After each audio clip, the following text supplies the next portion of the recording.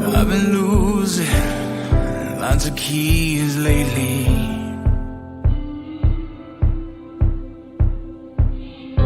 I don't know what that means, but maybe I'd be better off with things that can't be locked. I'm breaking out of boxes, I'm taking off these chains.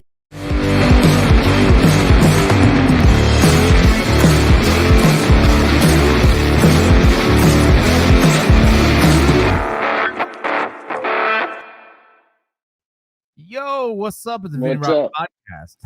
Podcast. We're live here today with Sean Matson. He is the CEO of Max, a former Navy SEAL and friend of mine.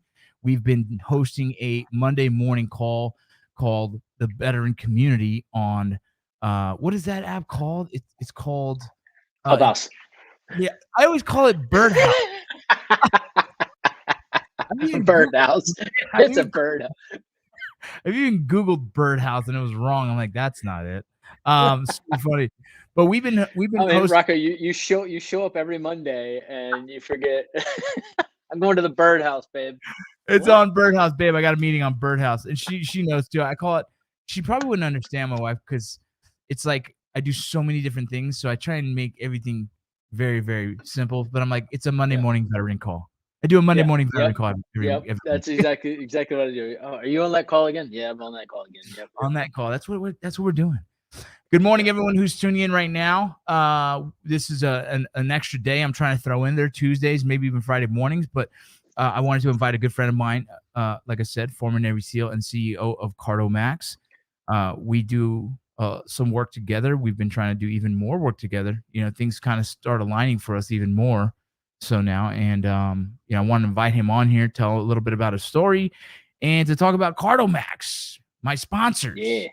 That's right. Well, dude, first tell me, if you don't mind, a little bit about how you got out of the military and what kind of navigated you towards becoming an entrepreneur. So really, it was kind of an interesting transition. So first off, really had no. I mean, growing up, never really thought of being an entrepreneur. You know, not a business owner. Really, it was. I was so focused on being a SEAL. From the age of 12, that was my goal. I was actually spring break, fifth grade year, out in San Diego for our, like, you know how they have the state projects, or at least we did in fifth grade. And so mine was California, and my mom flew us out there for spring break. She worked for American Airlines at the time, and so we could get these passes. So I was there, and I was like, "That's what I want to go do." Now I'd already like I was before that. It was I wanted to be a pilot. I wanted to fly. I wanted to join the Navy. Just a family history of military and military service and Coast Guard and others. And so I was like, I wanted to serve. Initially, was a pilot. I switched over at 12 to be a SEAL, and then never looked back. But Where I did. you get the idea of a Navy SEAL at that young? Like, where did you see that? Dude, well, I was already a swimmer. I loved swimming. I played other sports, but I grew up at the pool. I mean, like, Yeah. it's one of those weird things. Like here in Virginia Beach, you don't see as many like community pools. Like up in Richmond, Virginia, where I was originally from, like every place has a pool. Like here in Virginia Beach, it's basically every house has a pool. It's not like there's not neighborhood pools or community pools like I used to like I grew up in. And like I was telling my kids, like I would literally ride my bike right when I woke up to the pool, go to swim practice, and I'd stay there all day long until my mom would pick me up, or my grandma would come pick me up, or somebody would pick me up later in the afternoon. And I was that kid that, like, the storm was coming in and I'm still waiting out the thunder, and the lifeguard's like, just leave. And I'm like, no, no, no, no. We might get a break, like. But so I grew up swimming, love swimming. But I saw these guys running down the beach in Coronado, and I was like, dude, that looks awesome. They're I don't even remember exactly what they were doing, but I just saw them running down the beach. I think they might have had boats on them or something, and I was like, yep, that's what I want to go do. And never looked back from there, and kept chasing that dream. Decided later on to go to college first. some part in middle part of high school or so. I started really getting involved late middle school, early high school into swimming and gone. I went like full retard. I was like a couple days a week all year long. Then I went to like 2-day practices plus lifting, 6 days a week, traveling and doing all these crazy things. And so I met an alumni from Virginia Military Institute that I swam with, and he talked to me about how VMI has a really good alumni network, and if everything else fails, like you'll have a job because you have this network, and that really just drew me to VMI, and so I went to VMI, VMI, graduated. What's VMI? Virginia Military Institute. So Virginia Military Institute and the Citadel and Norwich are basically three type of, I guess Texas A&M as well.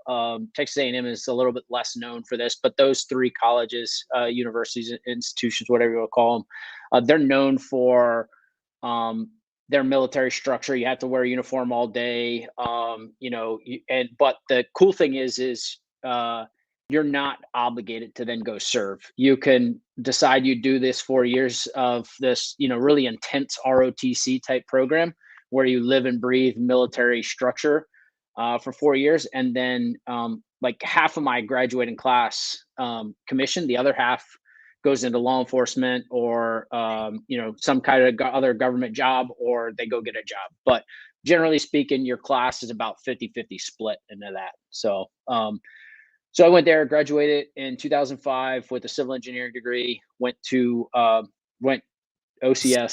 Civil Side story. That's not Dude, easy. Well, I can't read, but I can do numbers. Right. So numbers are okay. And honestly, what I loved about it most was the problem solving part of it, right? It was always like you're working on one problem, but that one problem might take you 5 or 6 hours to complete. It's like your teacher is like, "Hey guys, you got one homework problem tonight for work," and you're like, "Yeah," and then you're like 6 hours in to try to solve this thing, and you're like, "This sucks."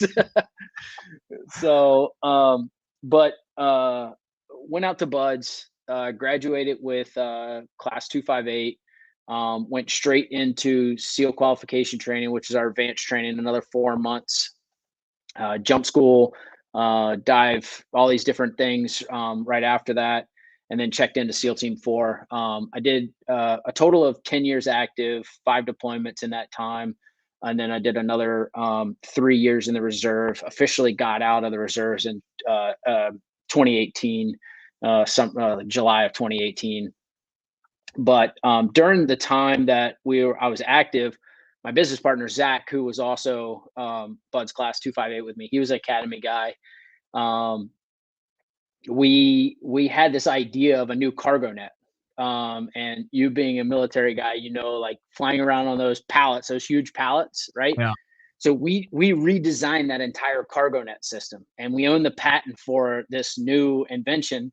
Funny story is, it's what launched the company Mapbach. We have the patent for it, and we sold like 2 of them, I think. And like those 2 were like it's one of those things, like we were like, oh yeah, we're just going to license this idea to the people that make it, because if you've ever built one of those things, how much they suck. Those pallets and those cargo nets just suck.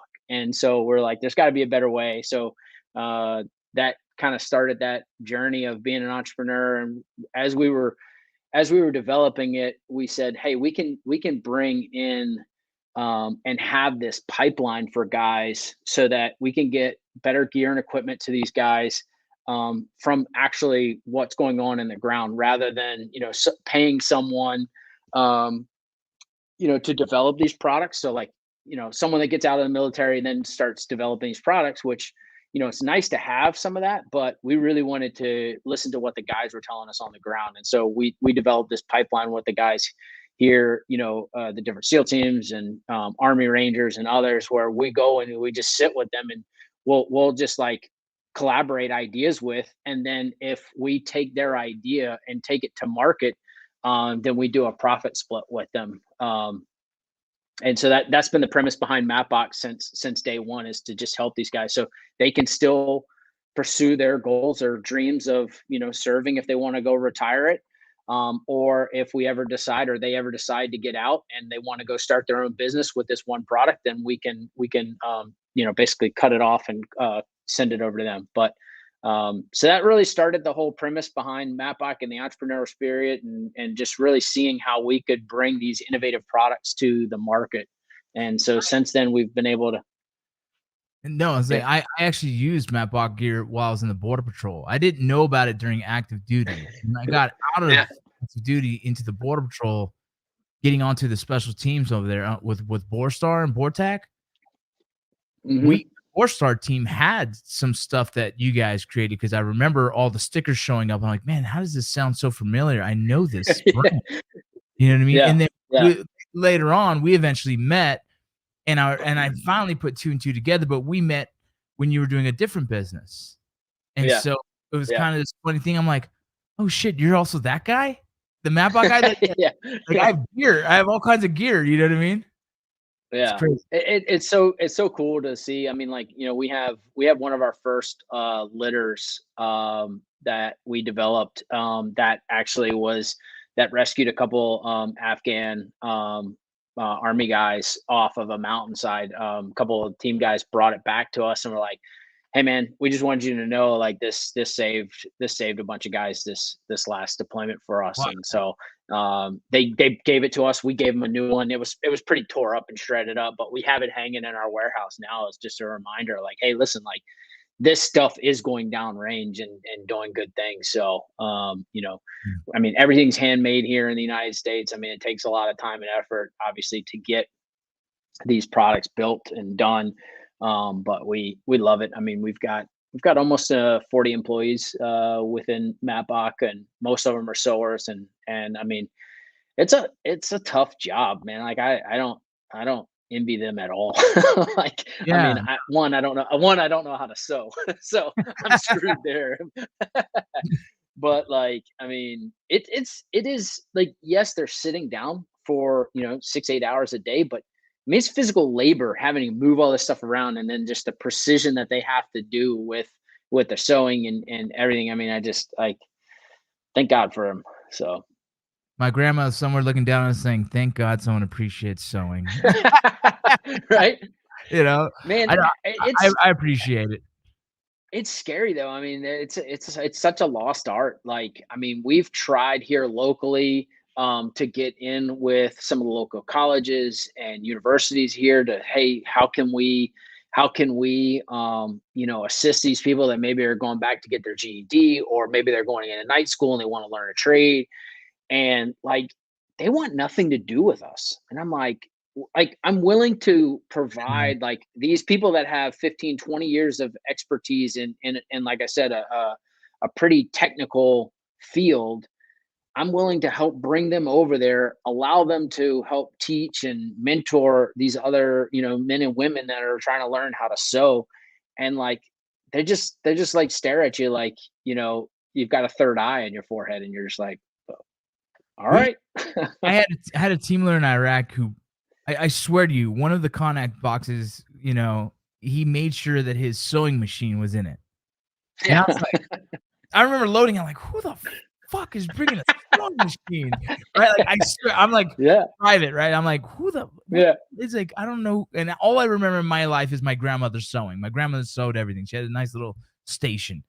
And then we get to Iraq, and I remember patches are getting ripped off during missions, and things are getting screwed up, and you see him in the corner fixing people's gear, and I'm like, oh my God, this guy's a genius. Yeah, that's why he brought it. Yeah. Watching him sewing and turning the needle, and I was like, this guy's a stud, man. And I get it, right? Like, it's like, sewing is so valuable, especially in our world of, like, we also, early on in the war, we're manipulating a lot of the gear that the military issued us, and then we tweak it to work better, right? Like, that, like, a lot of the special operations, we get stuff and then we rip it apart and put it back together in a way that's more functional for our job.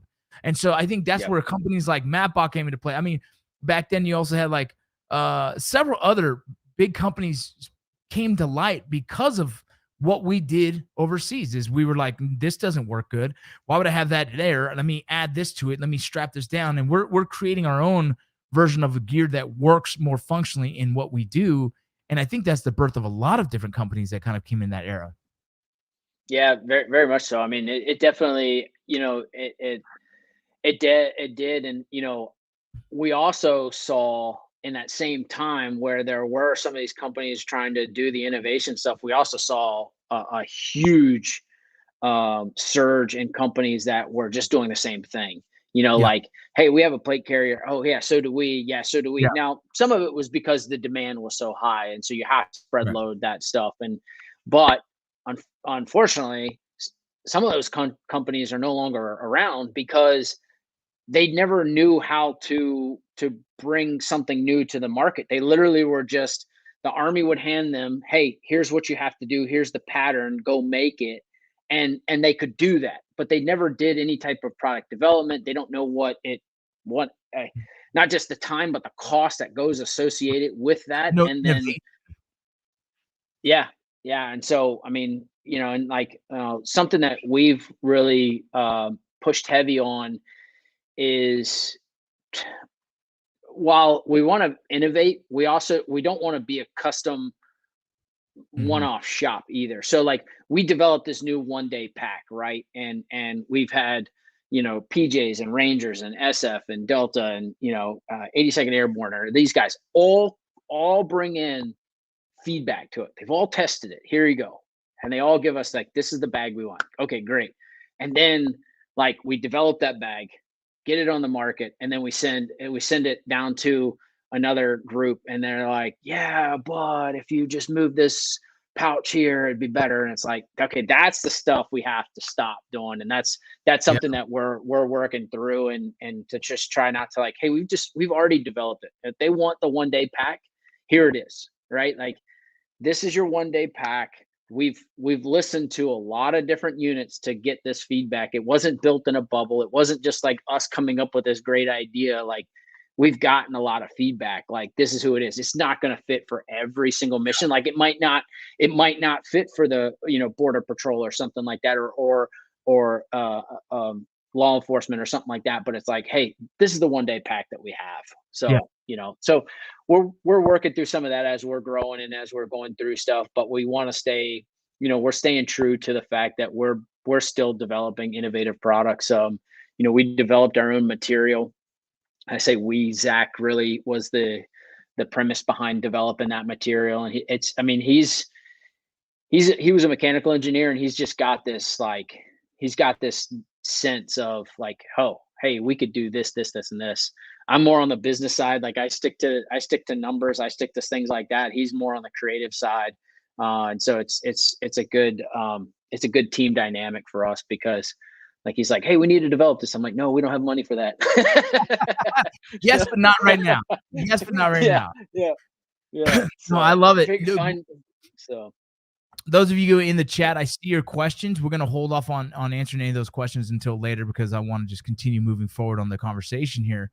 And so you went from Mapbox, and then I'm not sure when you got into Cardomax. Like, what kind of jumped into that? Yeah, so outside of Mapbox, so Mapbox our holding company, our umbrella thing, and from there we have a couple of different companies. One is a medical device company that we've been in development for the last few years that will really change the battlefield once it gets through some of the FDA process and things like that. Fortunately, that's about all I can say with that company, just because of some of the proprietary stuff we're going through, but also being careful not to put out too much and then get squashed by like a J&J or someone like that that's just Right. like, no. So not that they would, but just never know you know where we're at. And so we're just trying to really navigate that one right now, because we see such a huge potential and saving, not only just saving more guys' lives, but also saving limbs and stuff like that. So that's something that we've been working on, and we've been using the military to help with that. So they have a program called SBIRs, Small Business Innovation Research grants, basically, that the different services have to offer from there. And then And then we have another one that does contracts. So working different military contracts, depending on, the customer and who they are and what we need to do, just making sure that they get that. And then lastly, Cardomax. So we started this late last year, developing the concept and kind of going through. And really a lot of it was stuff that like the immune booster, for example. So like this is the orange one right now. Oh, you got that watermelon. So those were all things that Zach took, and he did a lot of research on the adaptogens that are in there. They're natural adaptogens. So there's ginseng, schisandra, and rosea. So those three active ingredients help your body fight stressors. So whether it's a mental stress or physical stress, whatever it is, that those are what that do. And so they're naturally flavored, natural ingredients. They don't have any artificial dyes or colors to them, but it does have like a weird brownish color, and that's because of the natural ingredients in there. And so It's and funny. then I was watching your videos on it and trying to learn more about it, and it said it's clear. Yeah. I'm like, okay, cool. But I had the immune, and I poured it. I was like, oh shit, it's not clear. Well, maybe I got that dirty water. And then I realized, like, okay, you know what? This one's a little different because it's immune one, so it probably has color. And then I opened another one. I'm like, okay, yeah, we're good. Yeah. So the energy is clear. The recovery, we actually just reformulated the recovery one. The recovery one specifically, and something, Rocco, you'll enjoy. So in the last couple of years, there's been a lot of not a lot. There's been quite a bit of research on TBI and TBI effects coming out of I think it's Texas A&M. It might be one of the other schools in Texas. I can't remember right now. I don't have the research papers, but they were using 3 different active ingredients to help with TBI and TBI effects. Nice. And then we heard that the Rangers actually started issuing guys these 3 ingredients pre and post. If they're going to go do a breaching trip, or they're going to go shoot Carl Gustafs, or they know that they're going to be around explosives, right? They're issuing these guys those 3 active ingredients. And so we built that recovery accelerant off of those ingredients. Our first couple batches with it, it's okay. It's not where we want it to be. And so we just actually reformulated. It's in production right now, but those will also be clear. The current batch of them is not clear, and a lot of that is the extra BCAAs that were in there. But we were able to pull some of those out without affecting, the what we were trying to achieve with the ingredients. And then So I don't have that. Yeah, I just have the energy intensifier right now and the immune. And so yeah, so it's really because honestly, it's not like. It's not where it needs to be. We still sell it. We still have some people that like it, even the way it is. It's just not where I'm not happy with where it is, and so we had to reformulate it slightly. But we wanted to stay true to what we were trying to achieve, and that's the recovery, again, to get your body like back into a recovery state, but also to help again with the mild TBI effects. So once that comes out, the new formulas, they're phenomenal. There's a cherry lime flavor and a grape flavor. The cherry lime tastes just like a Slurpee. It's Nice. phenomenal. It's like, man, yeah. But that will be clear. And then the energy intensifier is clear. We're able to get that product clear. And then we have a hydration line that's in the works right now as well. So that will be interesting to see, because a lot of other companies that have hydration lines, one, they're powdered, obviously, but 2, they use sugars as a vehicle to get the electrolytes into your system faster. And based off of what we've researched, and based off of the chemistry behind it, because we can emulsify those powdered ingredients and put them already into a liquid state. We were able to cut all that sugar out of it, so we don't need the sugar, and we can still achieve that hydration quicker than your typical powdered hydrations out there. And I mean, mad you, science, bro. well, have a lot of smart people around me. I am not, and I hear what they say, and then I repeat it in my head, and then I just spit it back out. I'm just regurgitating. I'm just the just record and repeat. I like No, it. but I like that you guys took that route, right? That took the route of trying to better something. You know what's funny is too often it's the same thing, just kind of with a different name and slightly different ingredients. What you guys have done is actually created a whole different line and approach to. It's like the outside the box thinking version of how do you bring something that has more value and better for you in everything you guys are doing right now. Yeah, I mean, there's nobody doing what we're doing in the supplement space. I mean, we've had some talks already with some pretty big supplement companies, possibly talking about developing a line for them, or even possibly like acquisitions and stuff like that. But I think we're still pretty early for some of that. I mean, we're not even a year old yet. But they see it as being a little bit of disruption in the market for supplements. I mean, as much as people are on the go, typically when you're going to the gym, you leave your house to go to the gym. Now, obviously, the last year and a half or so of things, like a lot of people have been building out their home gyms, but generally speaking, you're going to the gym, and it's not in your house. So you're carrying these tubs, or you're pouring your pre-workout into a little baggie, and it looks like drugs. So you got all these different things like going on, and it's like, why not have something that's convenient where you could just grab a couple, put in your workout bag, you got your bottle with you got your water, whatever it is when you get there, and then making your pre-workout that way. So that and then obviously staying true to our roots of the guys downrange, being able to get these to them. We can ship these, pallets of this stuff downrange, and it's pretty cheap to ship it, because you're not shipping all that water weight.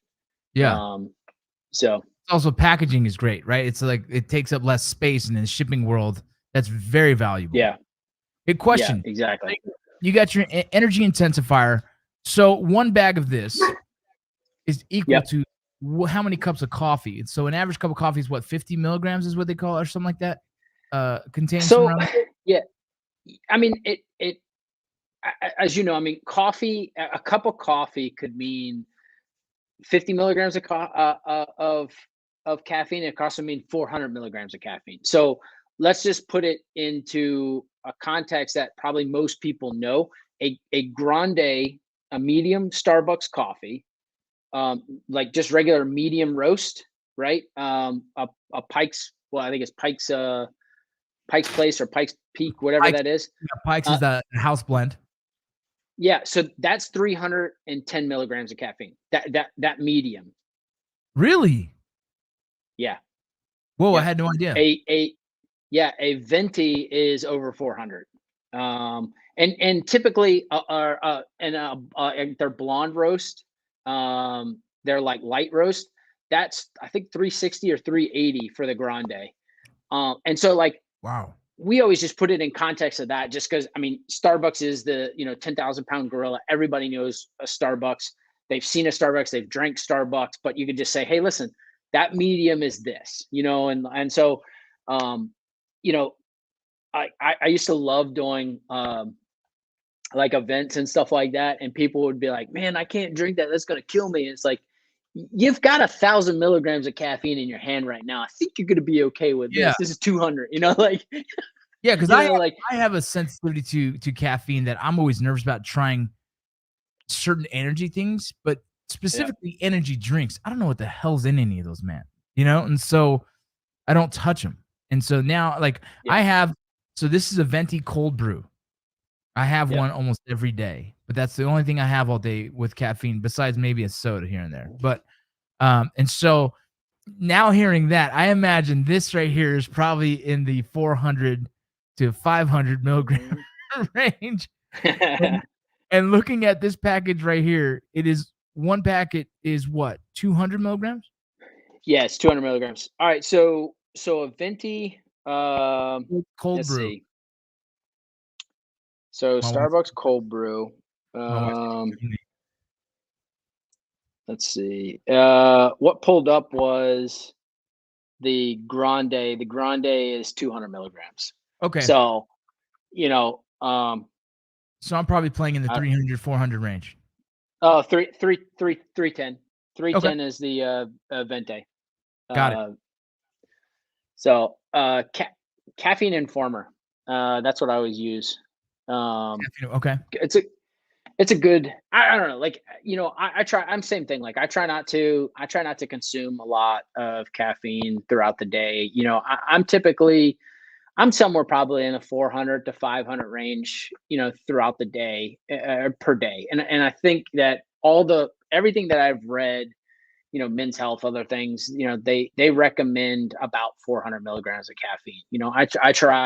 I try to get good sleep each night. I try to get, 7 to 8 hours of sleep. Like, if I stay up later, I try to sleep in a little bit longer. Like, I'm not someone that like, hey, I have to be up at, 3 a.m. or something like that to feel like I've accomplished something. Right. Just some days, a dad, a business owner, everything else that you get pulled into. I set it to where it's like, okay, now I go to sleep, and then this is when I need to wake up and try to stick to that. Now, sometimes it doesn't work out, but I try to get that time in, just because I know my body needs that rest just as much as it needs, the active stuff as well. Would you recommend this over a pre-workout? Could it supplement? Yeah. Right? Oh yeah, absolutely. I mean, so that is what we're going for is a pre-workout for this. But when we looked at it, and look at what's out there on the market for pre-workouts, like there are pre-workouts. Most of the pre-workouts that are out there are the like super uber like gym jock that like he takes his pre-workout and he's like, it's like he's on road rage mode, like, hey, Yeah. I need to go smash something, right? Tinglies Like all over, like I don't need that. Like I'm like, if I'm going to the gym, I'm going to the gym and I'm already in a good mood because I'm going to the gym, right? Like I don't need that. A lot of it is like the beta I can't think of the name of it. The B3, the niacin, all those things in there, plus the caffeine. But it's all those things that make in the pre-workout to make it have that huge like hit. But then a lot of people feel a huge crash afterwards after a pre-workout. So when we looked at this again, it was very focused on more functional energy.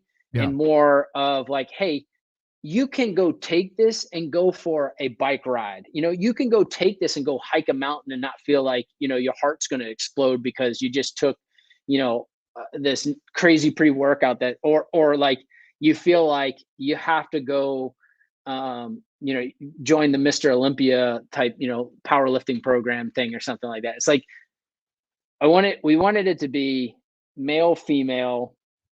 Hey, here's a good pre-workout for you that's not going to explode your heart or make your face itch. Yeah, that's what used to happen to me bad. So something like this, I would take pre-workout and I would never do cardio because I felt like I'm gonna kill myself if I do this. So something like this, I can take this and go run and not feel it. This is just like drinking a cup of coffee and going running, correct? Yep. Less than that, exactly. actually, compared to like what I drink. But I mean, as you know, I mean, you gotta listen to your body. You gotta do like some days I don't drink one of those. I drink an immune booster every single day now.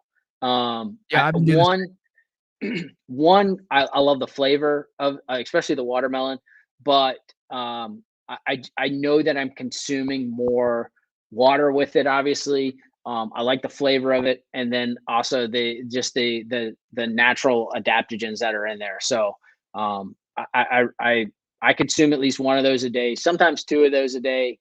But I can't remember a day that I haven't had at least one. And then depending on the day, because I usually drink, I drink, I don't have my cup here, but a 16-ounce cup of coffee. And typically we kind of rotate different blends. My wife and I like to, I mean, she's a big coffee snob. She's from Louisville. So she's like always into like local coffees, and we'll get stuff shipped in from Louisville that like she had, and so, Louisville, Kentucky. Yeah, Louisville, Kentucky. Yeah. I played some college baseball in Yeah. Kentucky, so I know the area real well. Yeah. That's cool. Yeah. So, so I'll do that in the morning, and then depending on the day, things like that, I'll get an energy intensifier midday. Right now my schedule is kind of like before lunch, I'm working out, so I'll take it then, or sometimes not even take it, go do my workout, have lunch, and then take it after lunch, just to kind of feel Bump like I'm up. a little sluggish after. A little bump in What's the up? midday. The midday bump. Yeah, yeah, yeah. I like to do it. I like to do it during lunch break when everyone else is like in lunch and stuff like that. I go get a workout in. I typically feel like I can get the workout in. No one's gonna bother me. If I do it any other time, they're still like, "Hey, Sean, we got a question about something." Like, I'm working out right now. Like, give me 30 minutes. Give me 40 minutes. Like, So, but we've got a little gym set up in our warehouse. So, they'll. I mean, we got an assault bike and elliptical and a couple other couple racks and weights and stuff. And I mean, everyone is in there, periodically, like throughout the day. Like they'll get on the assault bike for 5-10 minutes and just kind of work it out. That's rad, man. That's awesome. So, Dude, I take like a it. break. So right now you guys have the energy intensifier, you have the immune booster, and you're reformulating, or you just did recently, of the recovery. And the recovery is meant to be something that after workout. Yeah, so about the way it's designed is about again, if you like, there's a couple things. Obviously, the TBI piece of it and the focus. So a lot of the ingredients that help with TBI help with focus. And so the idea was about 2/3 away, 3/4 away through your workout, whatever you want to say. You mix this in and you just start drinking it for the rest of your workout, through the end of your workout. And then we recommend like any post workout, get some kind of food in you, take have something there to consume right after your workout, so you get the best kind of transition. But that recovery is important, and so we call it a recovery accelerant. And so it's kind of like an intra post workout, so it's kind of right in that hybrid space where we felt like nobody was doing a good job of it. There's some great like intra workouts, and there's some great like post workouts, but there's not like that gap that we felt. And then again, just knowing that it's going to help with focus, it's going to help your body slip into that recovery state quicker. And then, like I said, with guys with TBI, you can drink this. It doesn't have caffeine in it or anything like that, so you can drink this any time of the day and not be worried about that. But it will help with those side effects. That's crazy, man. That's freaking awesome. I know I struggle with stuff like that. I've been tested for minor TBI, and it kind of blew me away when I first got out of the military. I didn't understand it because I was like, wait a minute. I've had friends that got blown up, but then you start to realize, like, I was a Gustav guy for a period of time.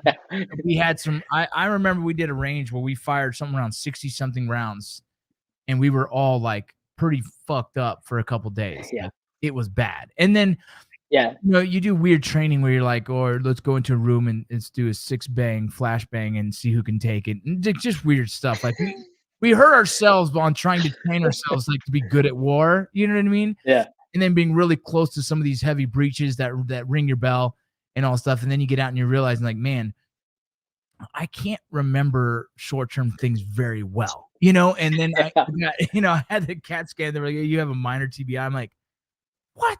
There's no way, and that was like heartbreaking kind of to hear. It was like, what did I do? Oh, I trained wrong. All these years we were training wrong. We weren't taking the recovery we needed. We weren't explosions. We actually didn't realize how much these overpressure can damage us from the inside, right? Like my testosterone is completely shot because my pituitary doesn't work right. You know what I mean? Yeah. you're out the range, the Carl Gustav range. You look down and you see like 100 rounds. You're like, well, boys, we gotta fire these off before we go home. Yeah, they drop them off. They drop them off, and you're like, oh crap, we got to get rid of every single one of these. Yeah, we're not turning them back in. Like, all right, sweet. Here we go, boys. Yeah, no, I know. No, Go ahead. the research is actually centered around mild TBI as well. So that will be, it'll be right up your alley for that. So I'll be interested once we can send you some and stuff like that. It's probably going to be another month, 2 months or so before we get any more. But like I said, there's a Army guy now, fitness coach. He does all of our workout program. So part of what we have, within Cardomax, we're really building that community. Every Monday we post a workout we have in there, and then once you become a VIP member with us, you get that weekly workouts for free. So it's a month worth of workouts, and you get that for the life. So I'm jumping on once board. you want, there you go. I am because I need something like that, because I'm going to be down in LA and I need motivation sometimes. Dude, I'll get you hooked up with the app and things like that. And so what it is, we're right now basically everybody that's in the app is only VIP right now. We don't have I don't think anybody that's not a VIP that's using it, which is fine. I mean, it's his business. I mean, he does some stuff. We just kind of work with him on it. And so he offers a 7-day free trial. And then I think it's like $20 a month or something like that after that. But like I said, we pay, Cardomax pays him for any of the VIP members once they unlock that status. But we're in there, like people will post like their scores and their times. Hey, like some of the Monday workouts are timed events. And so we'll post it in there. And so guys, there's a little leaderboard, just things like that. Little competition, little community atmosphere into it. So, we had a guy just recently. He was he's lost, I think, 35 pounds now, and he swears by drinking one immune booster a day. He's like, I used to drink sodas and things like that. I started drinking the immune booster. Come to find out, and actually he did the research and I had no idea, but he said Cassandra, one of the ingredients in there, actually helps with diabetes, people that have type 2 diabetes in it. And so he went, after a couple months of using it literally every single day, went back to his doctor, and his doctor was like, whatever you're doing, keep doing it. He was like, well, I mean, and the guy was like, listen, yeah, I mean, losing weight definitely helped, but I've never seen the numbers drop so much in such a short period of time. He's like, yes, again, the weight loss did help with some of that, but whatever you're taking, keep taking it. And he wrote us this long email to us, and it was just like, really appreciate you guys coming out with this. He's like, listen, like I know you guys can't go out and start claiming that it's going to cure diabetes. I was like, no, we can't do all of that now. Yeah. But he's like, I am definitely, a customer for life. He was like, after seeing this and the results, and so that's what I love. I mean, I love getting those things like that, like hearing how it's helping people. Really, like I said, trying really hard to make sure that we build that community out. Like that's what we live for. That's what we love about it, and being able to have, like we talk about on our Monday stuff, the better in lifestyle, that how do I make myself better every single day? And we're building that as a community. And I know there's a lot of supplement companies obviously out there, and they're doing very similar things. They have communities, they have those things like that. And not to take away from what everybody else is doing with it. We're just proud to also be able to join them in that, because I honestly, as overweight and as hard as people have to lose weight and stick with a routine, I think, yeah, I almost think you can't have enough, because like, Yeah, no, I it's like, agree. okay, maybe that one didn't work for you. You know, you know, you're part of this like GNC club or something like that, and then it's not working for you. Fine, it works for other people. It might not work for you, but you find one that does work for you, and then, you know, those people are there, and you know, they're walking billboards for you, but also, you know, they sit there and talk about, you know, how their life is changing because of what you're helping them do. So we love that stuff. I love it as well, man. Hey, I'm going to open it up real quick to some questions. I already have one right here. It says, in your 10 years on active duty, what was your hardest experience you've had? That comes from Ashley and Wesley. Mm. I mean, well, I know that's a hard, because in a long career, there's a lot of experiences that you could kind of boil down to hard ones, but I don't know, just maybe one that you'd want to talk about. Yeah, I mean, so it was a hard experience for me, but also it ended up turning out to be, it actually turned out to be one of our better products. So, we had an enemy combatant, shot him, and uh, we our partner force just collapsed in front of us, and I'm trying to save this guy's life now. Um, you know, he wasn't dead when we got to him; he was still alive. So now I'm trying to save him, and like I said, the partner force collapsed. I'm there with just like, I think it was 5 or 6 of us, team guys, and then a partner force, and then about 400 meters away from us was actually the target that we were going to. They're sitting there, all staring at us, peeking over. We're in a pretty Wow. vulnerable spot where we were at. So we're like, are they going to come shoot at us? Like, are they going to start engaging on us? Because like a local, change of command. It was basically a change of command between their leaders, and they were all in this one house. And so wasn't sure what was going to happen. Very small American footprint. Like I said, really no support from our partner force. I've got SATCOM in one ear. I've got my team comms in another ear, and then I'm talking to the birds and listening to what the birds have to say in a third. And I'm just like, man, like totally task saturated. My JTAC is working air primarily. My team leaders are one man clearing the rest of this village to give us some foothold Security. and some security. And my job is now to save this guy, and I'm the ground force commander. And like, I'm going through everything, you know, doing, you know, our practices, and I'm going through, I'm raking him, I'm feeling around, trying to patch what I can, do what I can. We get I think I get all of the bullet holes, and I think I've got everything fixed. I was able to tourniquet the different areas and get stuff. And he was still alive. And bird comes in, lands, picks the guy up, takes him away.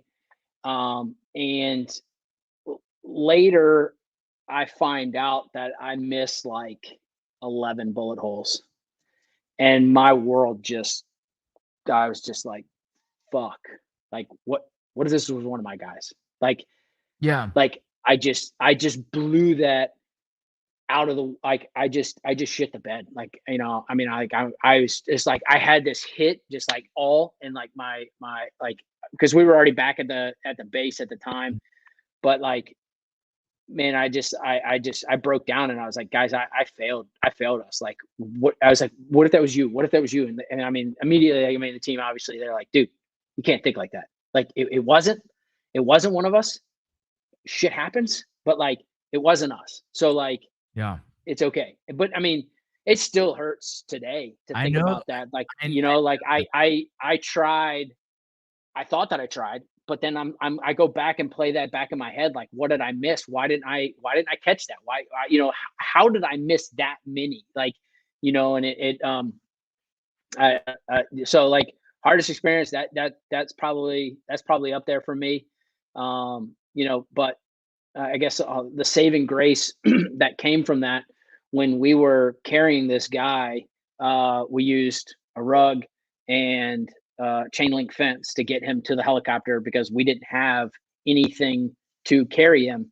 On the flight home, when we were flying out of there, I basically took my helmet off, took everything off, and I told the guys like, "Hey, I don't want to talk to anybody until we get back to base." Like I was already just running through all this stuff through my head, like already. I was like, "I don't want to talk to anybody. Like I'm going off comms. If you need me, just tap me, but I don't want to talk to anybody."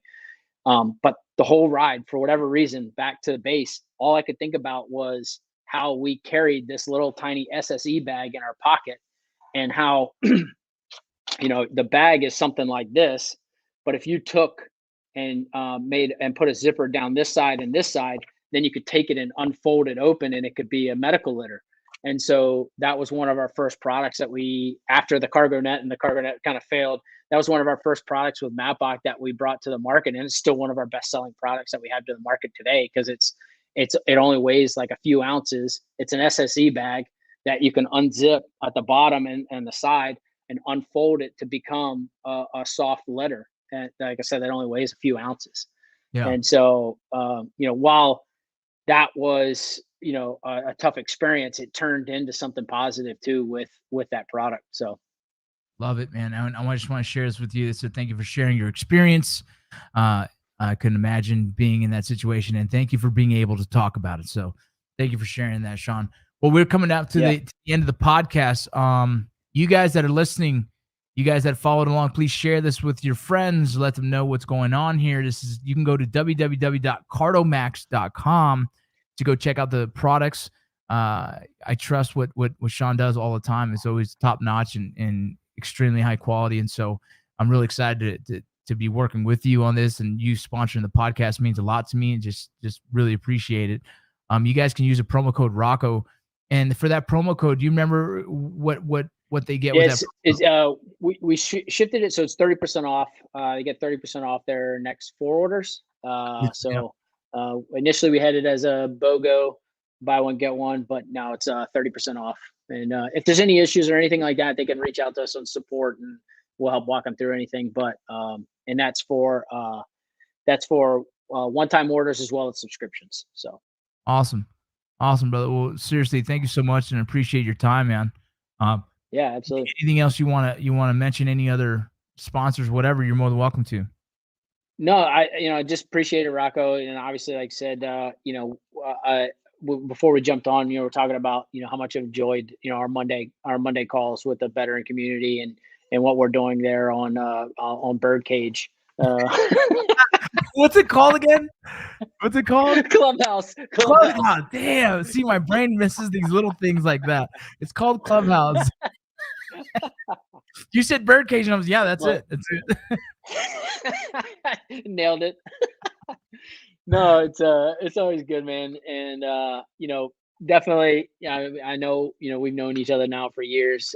And so anything we could do to help grow community and what we're doing for military law enforcement and others. I know that right now is a tough time for a lot of people with what's going on in Afghanistan. I mean, we just talked about it yesterday in I almost Scotty Birdcage again in Clubhouse. But I'd say the biggest thing is if you're struggling with anything, please, reach out. I'm available. There's plenty of people. I'm not a clinical psychologist or have any type of reason to give you good advice, but I can probably help point you in the right direction or just be a good ear to listen to. So, but anyway, that's all I got. Love it, brother. I appreciate you, and you guys listening out there, share it on Facebook wherever you can. I'll be live again tomorrow morning and Thursday. But thank you, Sean, for joining us today. Appreciate it, man. And you guys go check out some Cardo Max. Later.